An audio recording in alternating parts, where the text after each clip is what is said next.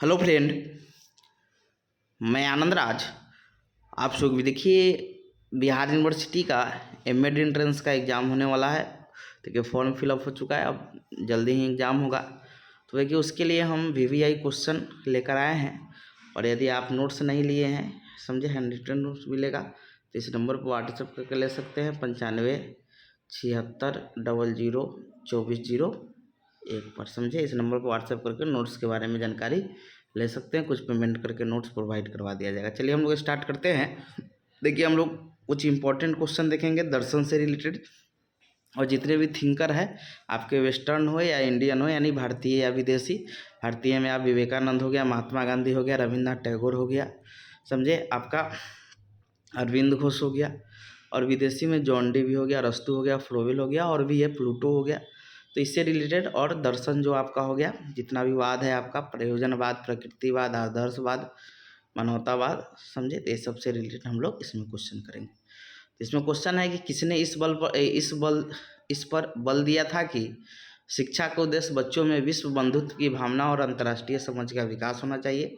तो देखिए आपको पता होना चाहिए कि जो रविन्द्रनाथ टैगोर थे वो बोले थे कि शिक्षा का उद्देश्य ऐसा होना चाहिए जो बच्चों में विश्व बंधुत्व और अंतर्राष्ट्रीय समझ का विकास होना चाहिए। तो इसका जो आंसर हो जाएगा टैगोर हो जाएगा। गांधी जी के बारे में जानते हो, 3H का कॉन्सेप्ट दिए थे, बुनियादी शिक्षा पर जोर दिए हुए थे। जॉन डीवी ने जो थे प्रयोजनवाद से संबंधित थे। और याद रखिएगा, जॉन डीवी ने जो एक लैब विद्यालय था जो प्रगतिशील शिक्षा पर था, उससे संबंधित है। और रूसो के बारे में जानते हो, निगेटिव एजुकेशन, और एक बहुत बड़े प्रकृतिवादी थे, समझे। टैगोर भी एक प्रकृतिवादी थे, याद रखिएगा।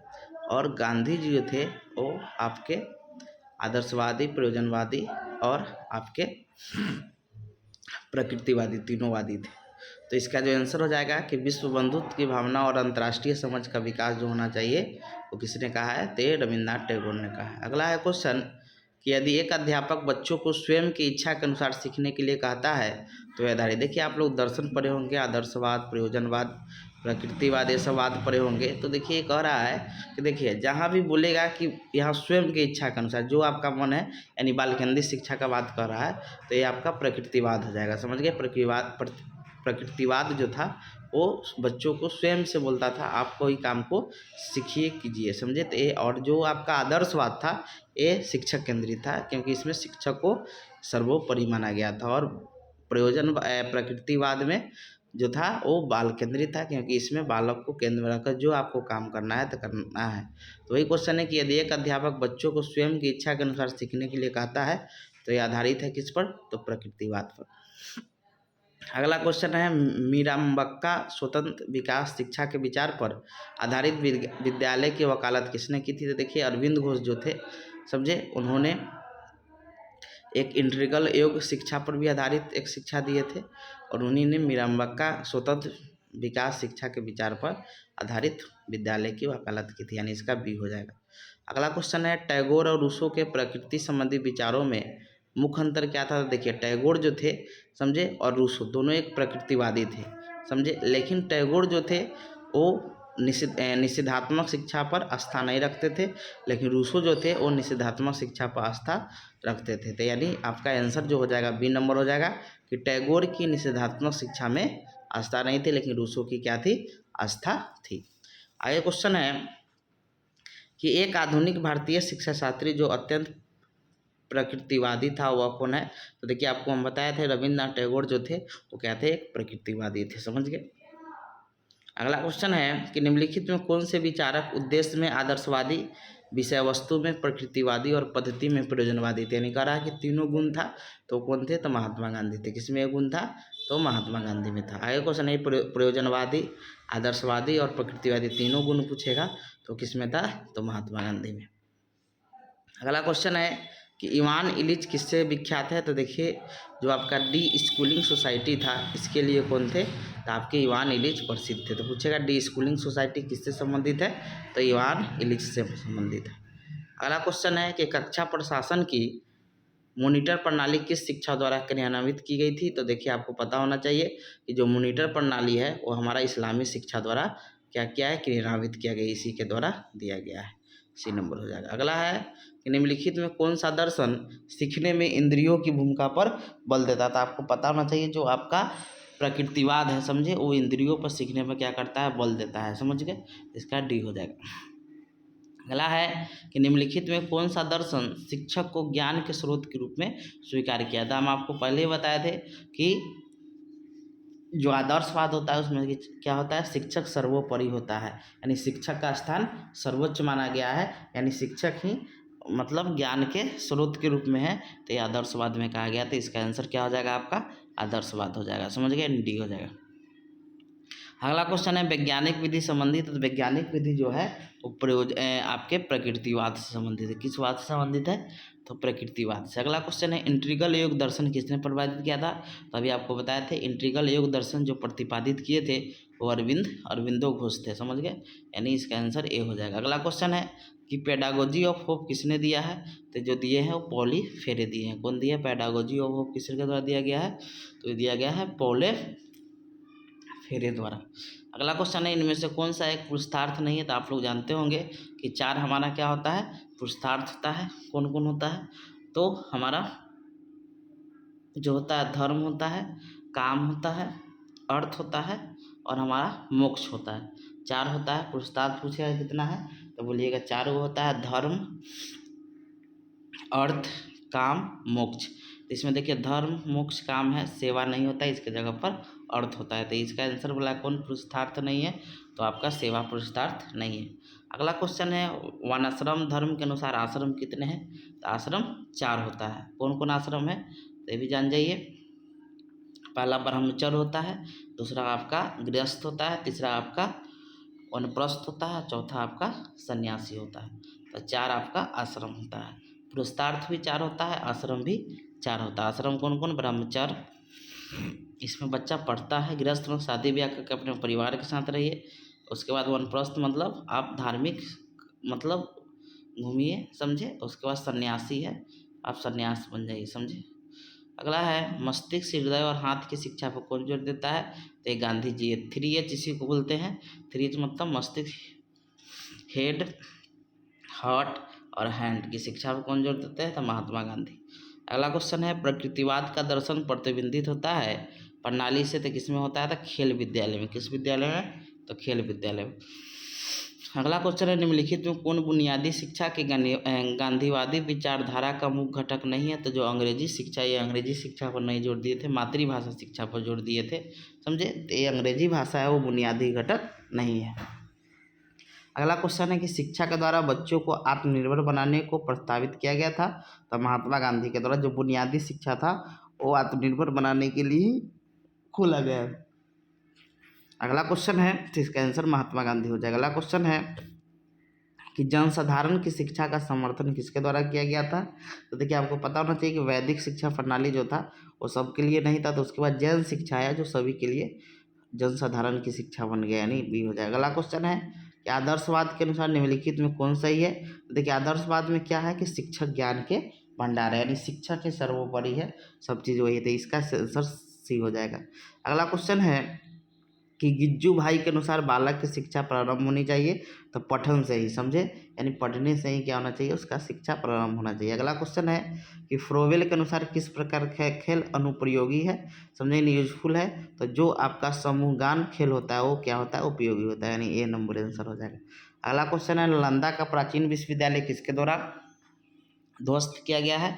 तो ध्वस्त किया गया है बख्तियार खिलजी के द्वारा। अगला क्वेश्चन है कि शिक्षा व्यक्ति की संपूर्ण शक्तियों का संतुलित विकास है। तो किसने कहा है, तो जॉन डीवी ने कहा है कि शिक्षा व्यक्ति के संपूर्ण शक्तियों का संतुलित विकास है। किसका विचार है, तो जॉन डीवी का। अगला क्वेश्चन है कि डीवी का चिंतन सम्मिश्रण है, मिश्रण पूछेगा तो ये प्रयोजनवादी थे, लेकिन मिश्रण पूछ दिया है तो प्रयोजनवादी और प्रकृतिवादी दोनों थे, समझ गए, यानी प्रकृतिवादी और प्रयोजनवादी भी, लेकिन मुख्य रूप से वो प्रयोजनवादी थे। तो इसका आंसर बी नंबर हो जाएगा। अगला क्वेश्चन है कि प्राचीन काल में व्यवसायिक शिक्षा का मुख्य स्रोत क्या था। तो व्यवसायिक शिक्षा जो दिया जाता था वो परिवार में मिलता था। अगला है कि छात्र जीवन को प्राचीन भारतीय शिक्षा में क्या कहा जाता था। तो छात्र जीवन को प्राचीन भारतीय समय में हम लोग ब्रह्मचर्य बोलते थे, समझे।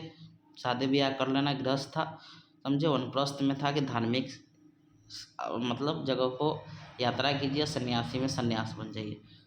प्राचीन काल में निम्न में किसको धार्मिक शिक्षा प्राप्त करने का अधिकार नहीं था? तो शूद्र को धार्मिक शिक्षा प्राप्त करने का अधिकार नहीं था। अगला क्वेश्चन है कि वंचितों को शिक्षा या उत्पीड़नों को शिक्षा बोलेगा, पुस्तक के लेखक कौन है? तो इसके लेखक पॉली फेरे है। कौन है आपके? पॉली फेरे। अगला है कि दीवा सोपन किस शैली में लिखी गई है? तो एक कहानी है, स्टोरी है, समझे।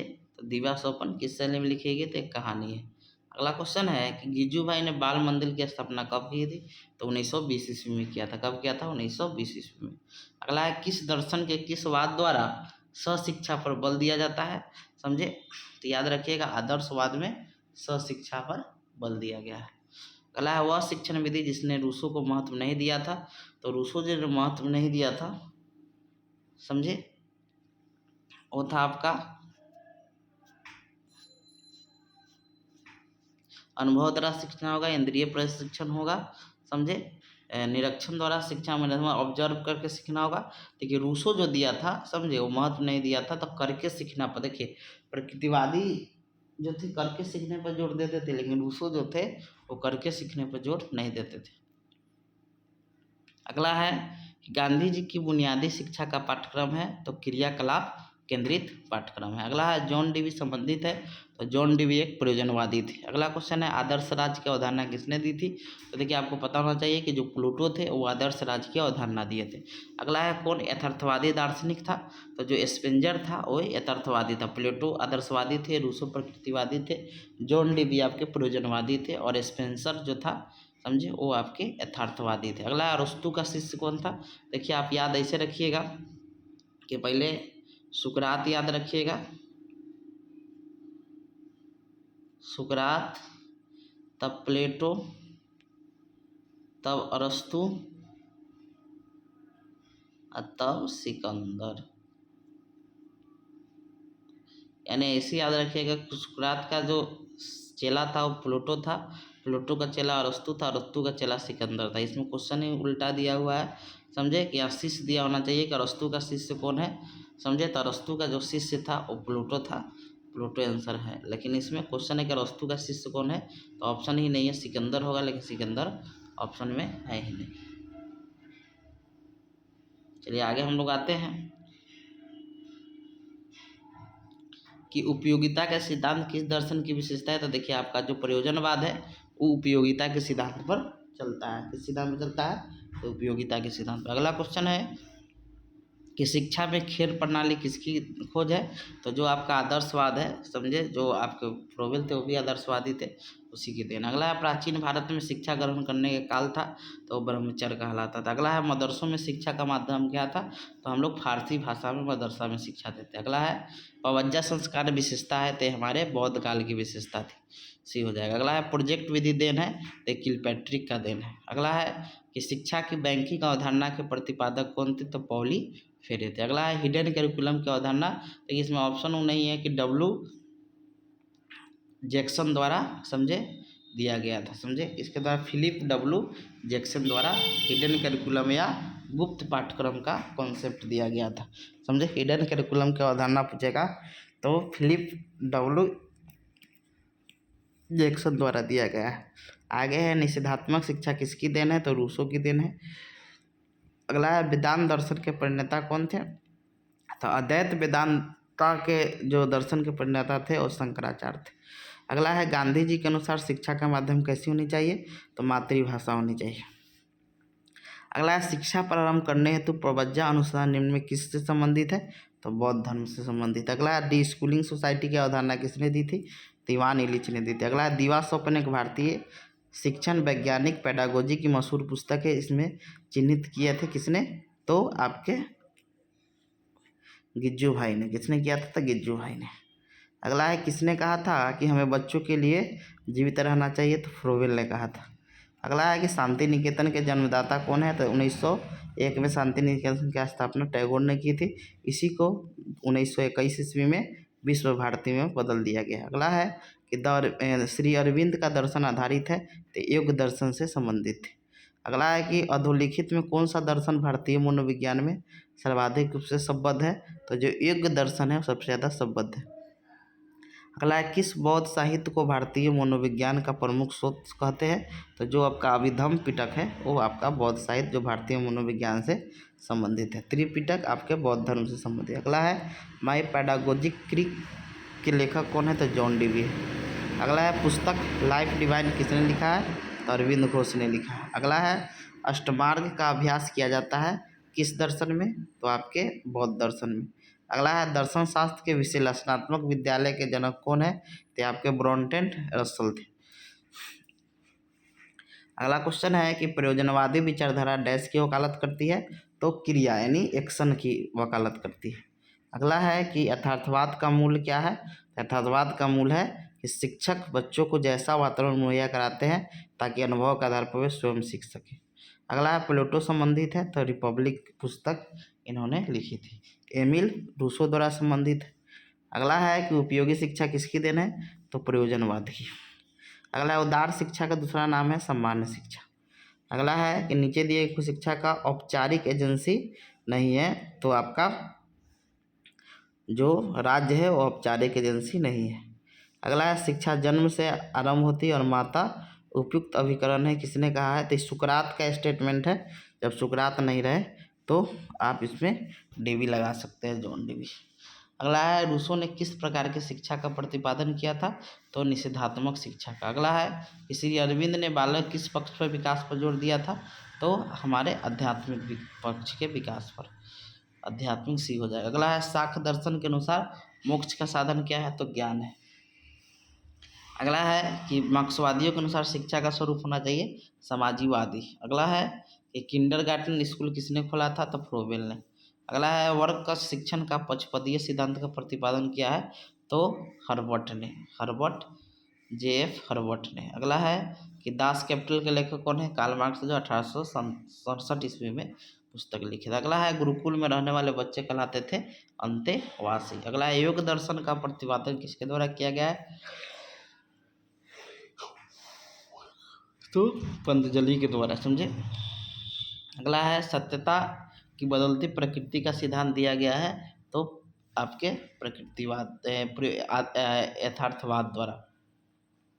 अगला है गांधी जी की बुनियादी शिक्षा किस दर्शन धारा से सबसे अधिक प्रभावित है? तो प्रकृतिवाद से। अगला है कि निम्नलिखित में किस पाठ्यक्रम से बुनियादी शिक्षा पाठ्यक्रम मेल खाता है? तो आपके बाल केंद्रित पाठ्यक्रम से। अगला है अरविंद आश्रम अवस्थित है पुडुचेरी में। अगला है कि वर्धा शिक्षा योजना के प्रवर्तक कौन है? तो महात्मा गांधी। बुनियादी शिक्षा का दर्शन किसने दिया? महात्मा गांधी। शिक्षा से मेरा मतलब है कि बालक के समस्त शारीरिक मानसिक आध्यात्मिक शक्तियों का सर्वतोन्मुखी विकास हो, तो महात्मा गांधी। अगला है बौद्धिक शिक्षा अथवा बेसिक शिक्षा अथवा नई तालीम का दूसरा नाम है? तो आपका वर्धा शिक्षा योजना। अगला है स्वामी विवेकानंद के बचपन का नाम था? तो नरेंद्र नाथ दत्त। अगला है विश्व भारती की स्थापना 1921 ईस्वी। शांति निकेतन की स्थापना हुई थी किसने की? तो टैगोर ने। सावित्री की रचना किसने की थी? तो टैगोर ने। अगला है बौद्ध मठों में रहने वाले कहलाते थे भिक्षु। अगला है त्रिपिटक किस धर्म ग्रंथ से संबंधित है? तो बौद्ध। निम्नलिखित में कौन एक बौद्धकालीन शिक्षा का केंद्र था? तो संघ हो जाएगा। अगला है कि गौतम बुद्ध के निर्वाण की प्राप्ति में मृत्यु कहाँ हुई थी? कुशीनगर। जन्म हुआ तो लुम्बिनी में। बौद्ध मठों को कहा जाता था विहार, संघ तो विहार।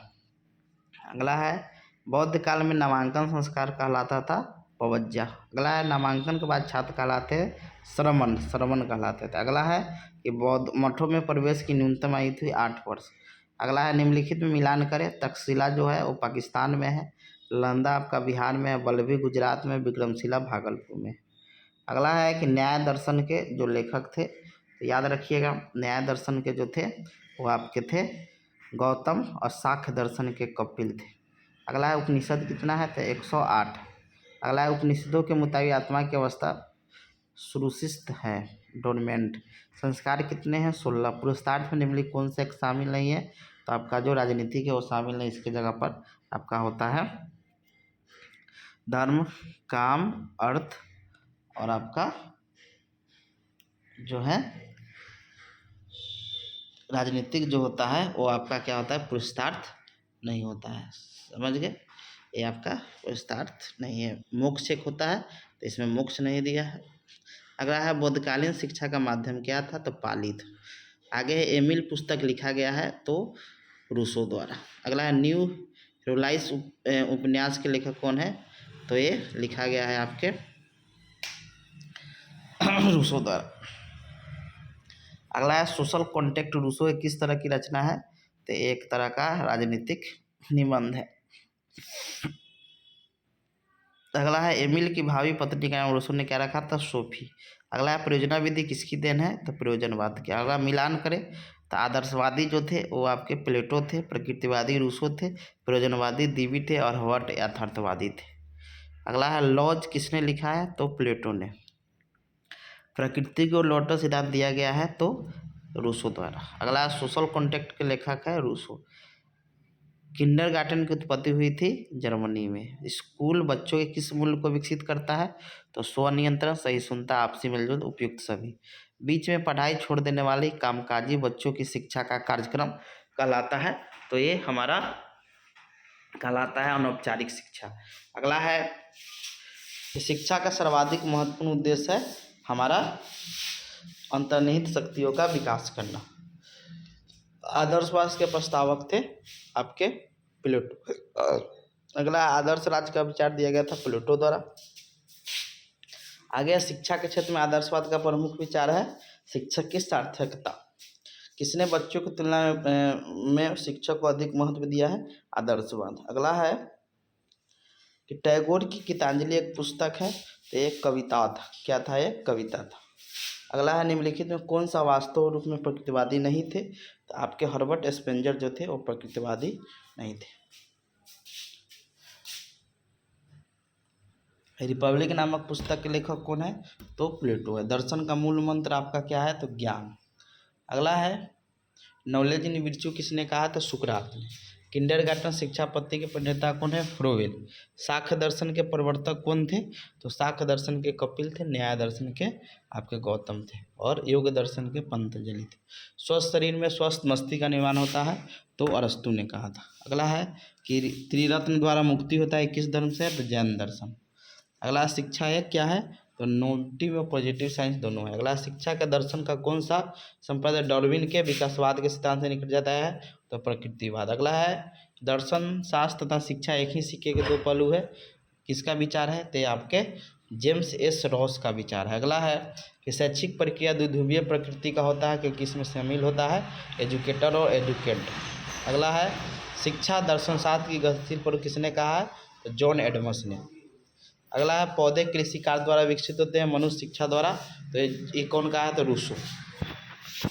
ये व्यक्तित्व लिखी गई है टैगोर द्वारा। विद्यालय को समाज का वास्तविक प्रतिनिधित्व होना चाहिए, किसने कहा, तो जॉन डेवी। शिक्षा एक त्रिध्रुवीय प्रक्रिया शामिल होता है, तीनों उपयुक्त सभी।